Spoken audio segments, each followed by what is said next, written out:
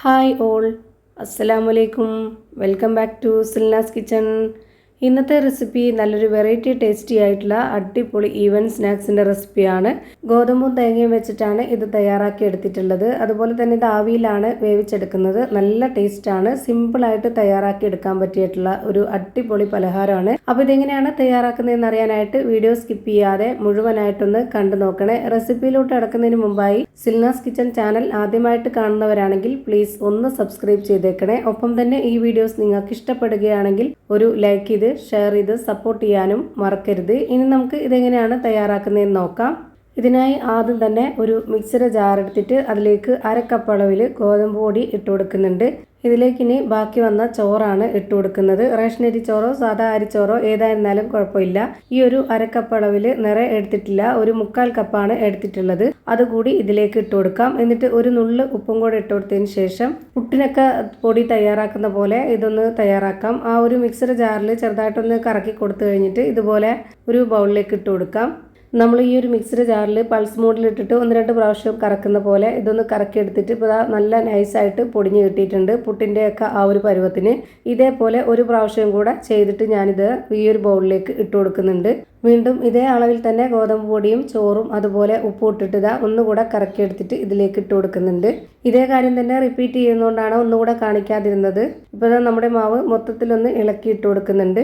ഗോതമ്പ് പുട്ടുണ്ടാക്കുന്ന സമയത്ത് അത് ബാക്കി വന്നാലും നമുക്കിതുപോലെ എടുക്കാവുന്നതാണ്. ഇനി ഇതിലേക്ക് ഒരു 1/4 കപ്പിന് 1/4 കപ്പോളം കപ്പലണ്ടി വറുത്തതാണ് ഇട്ട് കൊടുക്കുന്നത്. കപ്പലണ്ടി 1/4 കപ്പോളം ഉണ്ടെന്നുണ്ടെങ്കിൽ അത്രയും നല്ലതാണ്. ഇപ്പോൾ അത്ര ഇല്ലാത്തതുകൊണ്ട് ഈ ഒരു പരുവത്തിന് എടുത്തുന്നുള്ളൂ. ഇനി ഇതൊന്ന് ജസ്റ്റ് കറക്കി എടുക്കുന്നുണ്ട്. അതുകൂടെ ഇതിലേക്ക് ഇട്ട് കൊടുക്കാം. പിന്നെ വേണ്ടത് തേങ്ങ ചിരകിയതാണ്. അതുകൂടെ ഇതിലേക്ക് ഇട്ട് കൊടുക്കാം. 1/2 കപ്പ് അളവിനാണ് ഇട്ട് കൊടുത്തിട്ടുള്ളത്. അടുത്തതായി മധുരത്തിന് ആവശ്യമായിട്ടുള്ള ശർക്കര പൊടിയാണ് ഇതിലേക്ക് ഇട്ട് കൊടുക്കുന്നത്. ശർക്കര പൊടിയാണ് ഇനി ഇട്ട് കൊടുക്കുന്നത്. ഇത് നമുക്ക് മാർക്കറ്റിലൊക്കെ വാങ്ങാൻ കിട്ടുന്നതാണ്.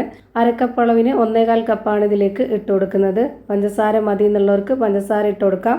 ഇനി ഇതെല്ലാം കൂടെ കൈവച്ചിട്ട് നന്നായിട്ടൊന്ന് മിക്സ് ചെയ്തിട്ട് എടുക്കാം. ഒട്ടും തന്നെ വെള്ളമോ പാലോ ഒന്നും തന്നെ ചേർത്ത് കൊടുക്കേണ്ടതില്ല. നമ്മൾ ചോറിട്ട് കൊടുത്തത് കൊണ്ട് തന്നെ ഇതിലൊരു നനവുണ്ട്. അപ്പോൾ ഇനി ഇതിലേക്ക് ഒഴിച്ചു കൊടുക്കേണ്ട ആവശ്യമില്ല. ഇപ്പോൾ ഞാനിവിടെ നന്നായിട്ട് യോജിപ്പിച്ചെടുത്തിട്ടുണ്ട്. ഇനി നമ്മുടെ കൈ കുറച്ചൊന്ന് വെള്ളത്തിൽ മുക്കിയെടുത്തതിന് ശേഷം ഇതിൽ കുറച്ച് മാവ് എടുത്തിട്ട് ഇതേപോലെ നന്നായിട്ട് അമർത്തി നമുക്കിഷ്ടമുള്ള ഒരു ഷേപ്പിൽ റെഡിയാക്കി എടുക്കുക. ഞാനിവിടെ ബൗൾ ഷേപ്പിലാണ് റെഡിയാക്കി എടുക്കുന്നത്. ഇതുപോലെ ഈ ഒരു മാവെല്ലാം കൂടെ നന്നായിട്ടൊന്ന് ജോയിൻ്റ് ആയിട്ടിരിക്കാനായിട്ട് അമർത്തി ഇതുപോലെ ചെയ്തിട്ട് എടുക്കണം. എങ്കിലാണ് നമുക്ക് ആവിയിൽ വേവിച്ചെടുക്കുമ്പോൾ നല്ല പെർഫെക്റ്റ് ആയിട്ട് കിട്ടുള്ളൂ. ഗോതമ്പ് പുട്ടൊക്കെ ബാക്കി വന്നിട്ടുണ്ടെങ്കിൽ ഇതേപോലെ ചെയ്തിട്ടെടുക്കാവുന്നതാണ്. നല്ല ടേസ്റ്റാണ്. അതുപോലെ ഞാനിവിടെ കപ്പലണ്ടി മാത്രമാണ് ഇട്ട് കൊടുത്തിട്ടുള്ളത്. നിങ്ങളുടെ കയ്യിൽ ബദാമോ അണ്ടിപ്പരിപ്പോ അങ്ങനെ എന്തെങ്കിലുമൊക്കെ ഉണ്ടെങ്കിൽ അതെല്ലാം കൂടെ ചേർത്ത് ഇതിലേക്ക് ഇട്ട് കൊടുക്കാവുന്നതാണ്. അപ്പോൾ ഈ ഒരു രീതിയിൽ നന്നായി അമർത്തി പിടിച്ചിട്ട് ഞാനിതുപോലെ ഓരോ മാവും റെഡിയാക്കി എടുത്തിട്ടുണ്ട്. ഓരോ മാവും ഇതുപോലെ ഉരുട്ടിയെടുക്കുന്നതിനോടൊപ്പം തന്നെ നമ്മുടെ കൈ വീണ്ടും വെള്ളത്തിലൊന്ന് മുക്കിയെടുത്തതിന് ശേഷം വേണം ഇങ്ങനെ ചെയ്തിട്ടെടുക്കാനായിട്ട്.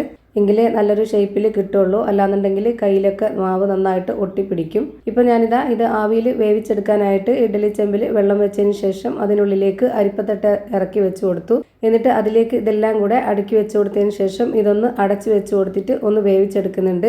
ഒരു 10 മിനിറ്റ് ആകുമ്പോഴേക്ക് നമ്മുടെ ഈ ഒരു പലഹാരം റെഡിയായി കിട്ടും. നല്ല ടേസ്റ്റി ആയിട്ടുള്ള ഒരു അടിപൊളി വെറൈറ്റി പലഹാരമാണ്. കുട്ടികൾക്കും വലിയവർക്കൊക്കെ ഒരുപോലെ ഇഷ്ടാവും. എത്ര കഴിച്ചാലും മടുക്കുകയില്ല. അപ്പോൾ ഇതുപോലെ ഇനി വീട്ടിൽ എപ്പോഴും നമ്മുടെ വീട്ടിൽ പുട്ടൊക്കെ ഉണ്ടാക്കുന്ന സമയത്തോ അല്ലാത്തപ്പോഴൊക്കെ ഇതുപോലെ ഒന്ന് ചെയ്തെടുത്ത് കുട്ടികൾക്ക് കൊടുത്തു നോക്കുക.